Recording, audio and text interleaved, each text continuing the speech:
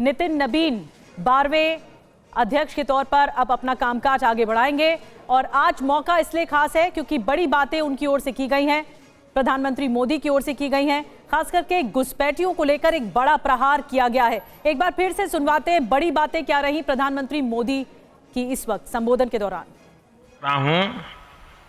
मैं भारतीय जनता पार्टी का कार्यकर्ता हूं, ये सबसे बड़ा गर्व है। और जब बात पार्टी के विषयों को आती है तब माननीय नितिन नबीन जी, मैं कार्यकर्ता हूं, वे मेरे बॉस हैं। अब माननीय नितिन नबीन जी हम सभी के अध्यक्ष हैं। बंद कर दिए, उनके आगे आने के सारे मौके खत्म कर दिए। और इसलिए देश के इन युवाओं को अवसर मिलने ही चाहिए जो राजनीति के माध्यम से नए समाधान देने के लिए आगे आना चाहते हैं। और इसलिए मैंने कहा है, मैं 1 लाख ऐसे नौजवानों को राजनीति में लाना चाहता हूं जिनके परिवार में पहली बार वो राजनीति में आए।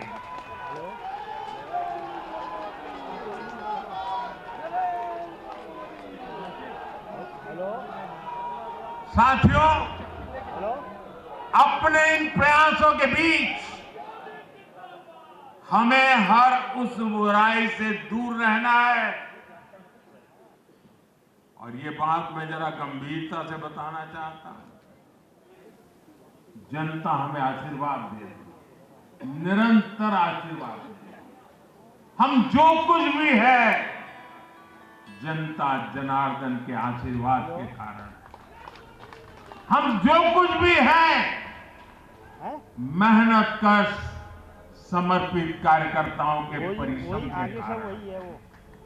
और इसलिए जब इतने बढ़ रहे हैं, इतना सम्मान मिल रहा है, इतनी स्वीकृति मिल रही है, तब हमारा दायित्व अनेक गुना बढ़ जाता है।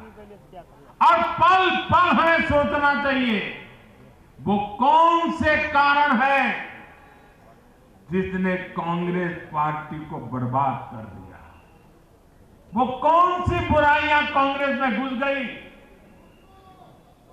जो आज कांग्रेस को तबाही के कगार पर लाकर के खड़ा कर दिया।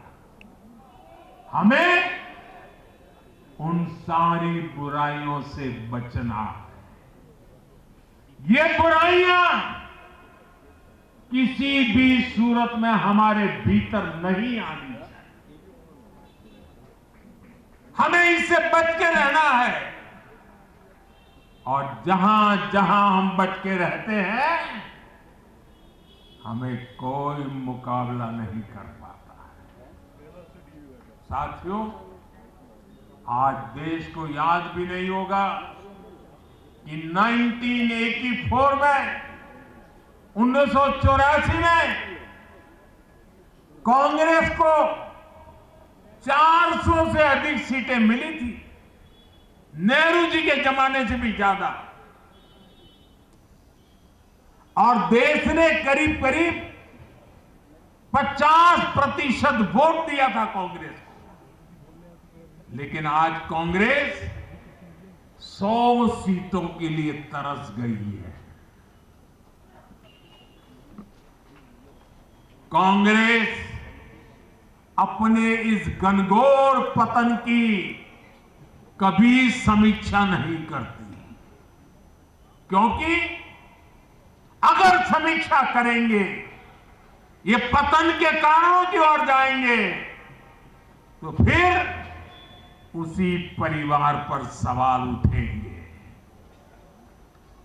जिस परिवार ने कांग्रेस पर कब्जा करके रखा है। और इसलिए बहाने ढूंढते रहते हैं। पतन की तरफ सही कारण ढूंढने की हिम्मत तक खो चुके हैं वो लोग। साथियों, दूसरी तरफ भाजपा है। हम हार और जीत के बाद समीक्षा करते हैं। मैं आपको फिर महाराष्ट्र चुनाव का नतीजों का उदाहरण दूंगा। महाराष्ट्र में हम निकाय पतन की तरफ सही कारण ढूंढने की हिम्मत तक खो चुके हैं वो लोग। साथियों, दूसरी तरफ भाजपा है। हम हार और जीत के बाद समीक्षा करते हैं। मैं आपको फिर महाराष्ट्र चुनाव का नतीजों का उदाहरण दूंगा। महाराष्ट्र में हम निकाय चुनाव जीतने के बाद जश्न में डूबे नहीं, बल्कि मैं तो अभी पढ़ रहा था कि उसी दिन से हमारे महाराष्ट्र के कार्यकर्ता आने वाले पंचायत के चुनावों की तैयारियों के लिए बैठक शुरू कर दी थी। मुझे याद है 2002 में हमने भव्य विजय प्राप्त किया गुजरात में। चारों तरफ आनंद उत्सव का माहौल था। देश भरिया का मीडिया भी वहां मौजूद था। अर्बन नक्सल तो बड़ी संख्या में आए थे। वो बेचारे मेरे पराजय का जश्न मनाना चाहते थे, तो वो ढूंढ रहे थे सारी चीजें। और मैं एक मीटिंग में बैठा था, तो उनको बड़ा आश्चर्य हुआ कि इतना जलसा चल रहा है और ये कैसा मुख्यमंत्री है जो आज चुनाव नतीजे आए हैं और बैठा है। और मैं क्या कर रहा था, मैं कार्यालय में मीटिंग ले रहा था और मैंने पूछा, अच्छा बताओ भाई इतनी हार क्यों गए? ये भाजपा है जो जीत का जश्न मनाते समय भी अपनी कमियों की लगातार समीक्षा करता है और कमियों से उभरने के लिए हर समय का उपयोग करता है। लोकतंत्र में इसी स्वस्थ परंपरा को,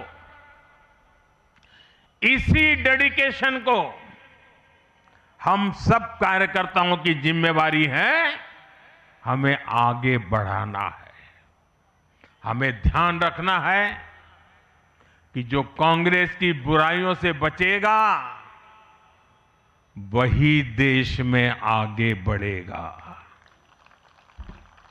साथियों, आज भाजपा परिवार को अपना नया मुखिया मिला है, ऊर्जावान मुखिया मिला है, अनुभवी मुखिया मिला है और भाजपा परिवार की हमारी ताकत हर कार्यकर्ता का परिश्रम है, उसकी सामूहिक चेतना है। बूथ पर जो हमारा कार्यकर्ता पूरे साल भर जुटा रहता है, वो ही हमारी सच्ची ताकत है। हमें याद रखना है, हम सबसे जुड़े, हम सबको जोड़ें, कल्याणकारी योजनाओं से हर लाभार्थी को लाभ पहुंचाए, ये हमारा ध्येय होना चाहिए। इसी आग्रह के साथ माननीय नितिन नवीन जी को बीजेपी के कोटि कोटि कार्यकर्ताओं की तरफ से पुनः बहुत बहुत शुभकामनाएं देता हूं। और साथियों, आज का पल हम सबके लिए बहुत विशेष पल है। हमारे राष्ट्रीय अध्यक्ष जी अब हमारा मार्गदर्शन करने वाले हैं। उनका एक एक शब्द हमारे लिए आगे की दिशा होगी। हमारे आगे के कार्य रचना के लिए उनका मार्गदर्शन हमारी अमूल्य पूंजी होगी। मैं भी एक कार्यकर्ता के तौर पर मैं पहले नए अध्यक्ष जी को मेरे काम का हिसाब दे रहा था। मैंने हिसाब दिया, अब वो मेरा सीआर लिखेंगे। लेकिन अब मेरे आगे के काम के लिए मैं उनके मार्गदर्शन की प्रतीक्षा कर रहा हूं। मैं उनको सुनने के लिए बहुत ही उत्सुक हूं, आतुर हूं। फिर एक बार बहुत बहुत धन्यवाद।